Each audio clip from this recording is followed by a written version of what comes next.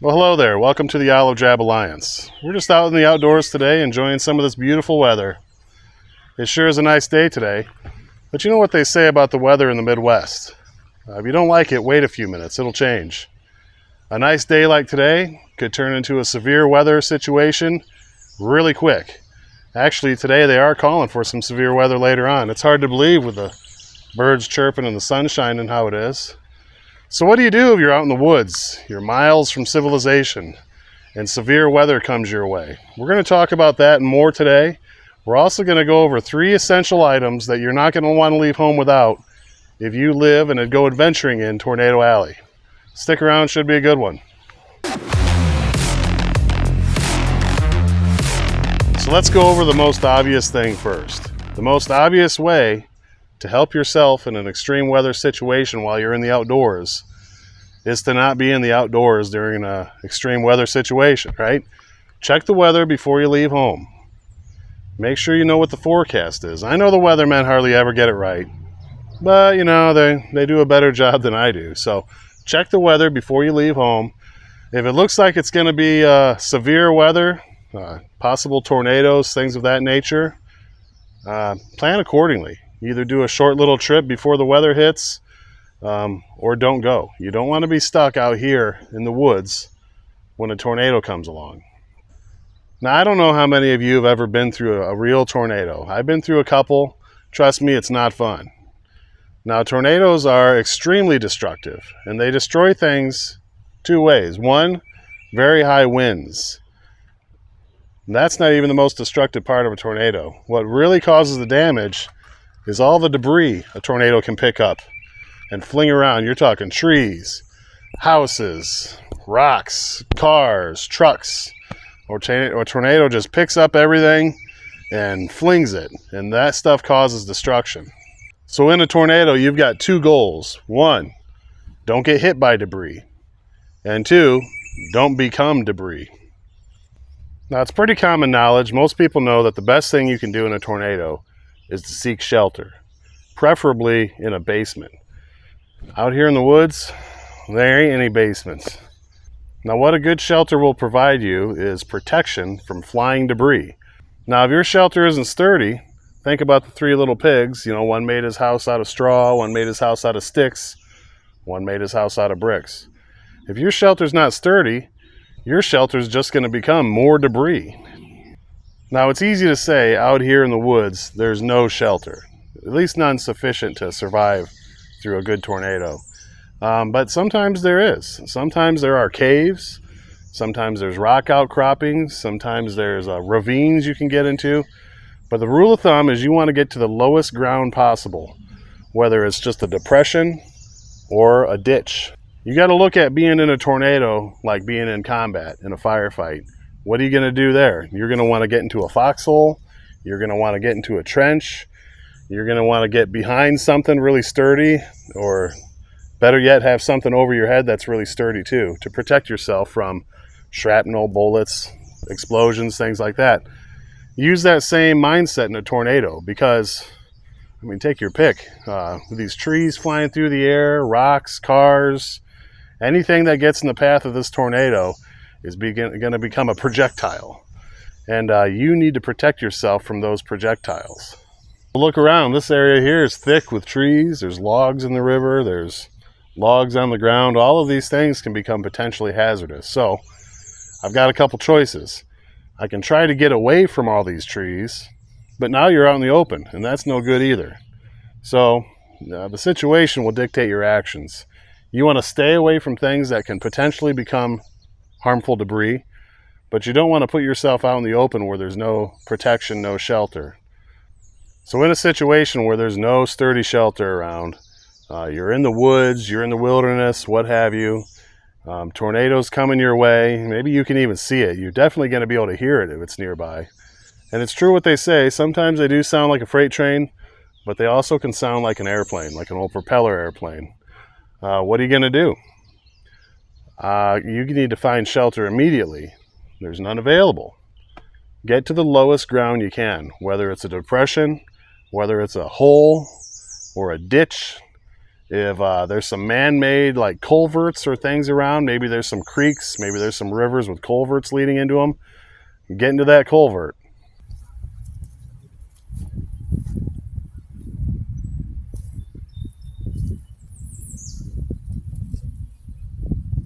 I know there's snakes, I know there's spiders, I know there's snapping turtles. Trust me, they're not going to hurt you as bad as a tornado is going to hurt you. Go ahead and climb in there, seek shelter, seek protection. So if you look down this path, maybe I'm blocking your view, maybe I'm not. Look down this path, you can see it goes down, down, down, and then up, up, up. We got a little bit of low ground down there, don't we? That's an old creek bed. No water in it right now. That's probably the lowest ground around this area. So if I was in a situation right now and I could hear the tornado coming, I can see the tornado coming, I'm going to get down in that depression, down in that ditch, that dry creek bed, and I'm going to lay down on my smooth, beautiful belly, and I'm going to cover my head with my hands. Since I've got a pack on, I might leave my pack on my back just for a little protection there too. Or I could throw it over top of my head. Anything you can do to protect yourself from flying debris, flying objects, all the better. That's exactly what I'd be looking for out in the wilderness. And you know what, as I'm traveling along, I might even make little mental notes of that kind of thing. Because like I said, today's a beautiful day.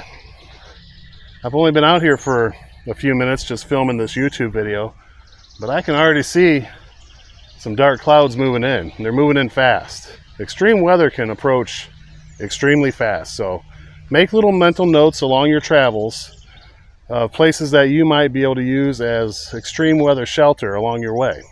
This is a good one here. Okay, time out. Let's take a time out. Think about it. A dry creek bed in a storm. It could potentially become a flash flood situation. We don't want to get washed away by a flood just because we're trying to hide from a tornado. So keep that in mind. If you're taking shelter in a low-lying dry creek area, it can quickly become a raging rapid ride that you don't want to take. This should only be used as a last-ditch effort, no pun intended. I actually did intend that pun. I thought it was pretty clever. Anyway, be very careful. Let's get back to the video. Unfortunately, without proper shelter, there's not a whole lot you can do in the woods to protect yourself if you don't have time, if you don't have ample warning. We'll get into that here in just a minute. But this might be the best you got. This might be your only option, especially if there's not time to be picky about your options. You know, a situation can come on real quick, and this might be as good as it gets. But this also might be the difference between life and death. You know, it's those little choices you make out in the wilderness that can lead to a fun trip, or that can end your fun real damn quick. So yeah, as you're moving along through the wilderness, make little notes in your mind. Be observant. You know, be on the lookout for things that could be potential shelter or danger. You know, look up. Are there branches hanging out of the tree? Widowmakers, they call them. You wouldn't want to set up camp under there. You wouldn't want to take shelter in a storm underneath there, would you? Something else we should talk about. If you're going off on a multi-day adventure, if you're going into the wild to have a wild time, make sure you tell somebody where you're going to be and when you plan to be there by. Make sure you let that person know what time you expect to be home, and then contact them and let them know, you know, hey, I made it home all right. Or on a multi-day trip, hey, I made it to that first place I told you I was going to camp at.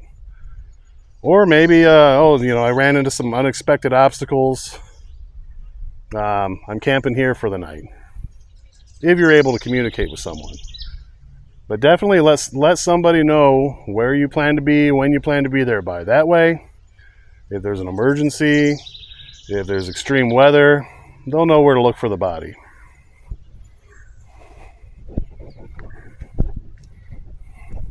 I'm just kidding. That was kind of rude.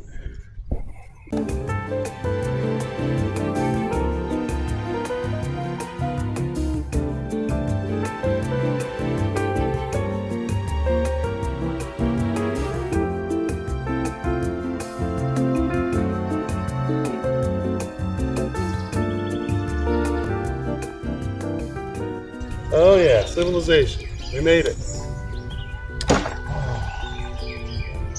To be honest, folks, we were never really that far. You probably heard the lawnmowers and cars in the background. But hey, I told you we were going to talk about 3 essential items that you're not going to go adventuring with in Tornado Alley without. So join me at the picnic table. We'll take a peek at the items, you sicko.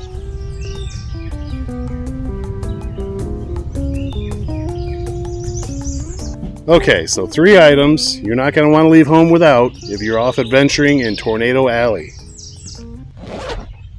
Let's see what we got here. Item number 1, got one of these cool little flashlight radio combinations. Now, this one's solar powered, battery powered. It's even hand cranked powered. I don't have to worry about running out of batteries with this thing. And as long as I can pick up an AM signal from somewhere, I should be able to get news and information and weather alerts. There are certain channels that are dedicated to extreme weather information, so make sure you familiarize yourself with those. The next item you're not going to want to leave home without, I brought 2 today. You only need to bring 1, but I brought 2 shovels. I've got a U.S. government issue folding shovel, and I've got the cold steel Spetsnaz shovel. Take your pick, just make sure it's a high quality shovel. There's an awful lot, and I've been a sucker too. I've spent money, I've wasted money on a cheap trifold shovel made in China, and yeah, they're not worth a damn. They're not worth a damn. So if you're gonna get one of these trifold shovels, make sure it's military government issue type stuff. There's also a good one that is sold under the Gerber name. I think it's actually made by Fiskars, but I know a lot of European militaries actually use that same one. But the cold steel Spetsnaz shovel, a good tool. So why do you want a shovel? Well, remember we had talked about if a tornado's coming, you need to get to low-lying ground, you need to find shelter. Well, if you're in a situation where there isn't any low-lying ground, you need to make some low-lying ground. If there isn't any shelter, you need to make some shelter. What you're essentially going to do is dig a foxhole. Dig a hole as big as you can that will allow you to fit inside of it and hopefully provide you shelter from that flying debris. If time allows, which is where this comes in, you'll have time to do that. If I'm out in the woods and I'm days away from any kind of civilization, and I know that there's going to be tornadic activity, tornado-like weather this afternoon, and I've got a few hours, you need to spend those hours constructing a shelter.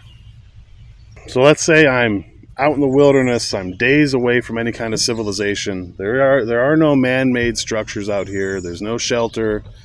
But I learned from my little radio that the area I'm in is a potential target for tornado activity in just a few hours coming up here. So if I have time, if I got the information that there's a tornado coming this way, potentially in a few hours, the weather's going to hit, and I've got the time to do so, I could potentially construct my own shelter because we're out in the wilderness, right? We're days away from civilization. There's no man-made structures out here. So I'm going to take my shovel, I'm going to dig a hole big enough for me to get into, and being down in that hole will hopefully provide me with some kind of protection from flying debris. Now, if the tornado hits right where the hole's at, obviously I'm pretty much screwed.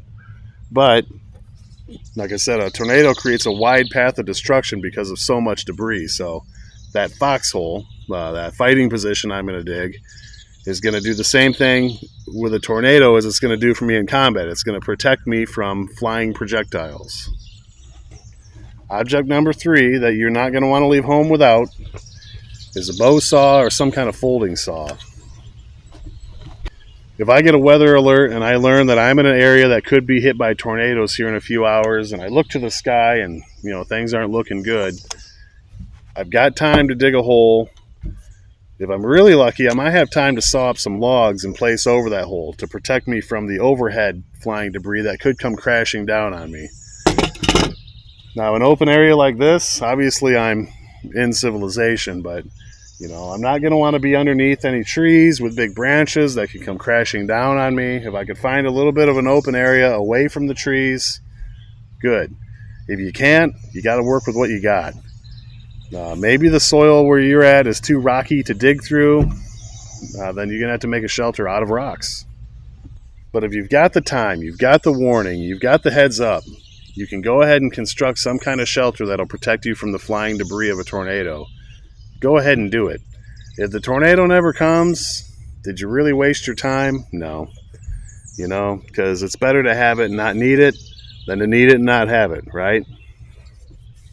So besides all the logs, branches, sticks, cars, all the other things that you might think of as debris during a tornado, another consideration is hail.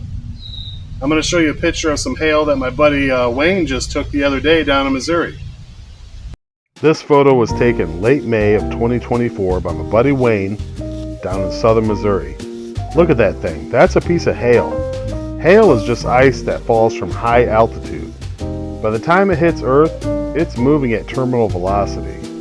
Imagine a major league pitcher throwing this at you as hard as he could, and it hits you, how much damage it can do. Now imagine there's tens of thousands of these things falling and hitting, and my goodness. The need for shelter can't be stressed. Not only is there debris during a tornado, but generally there's going to be hail.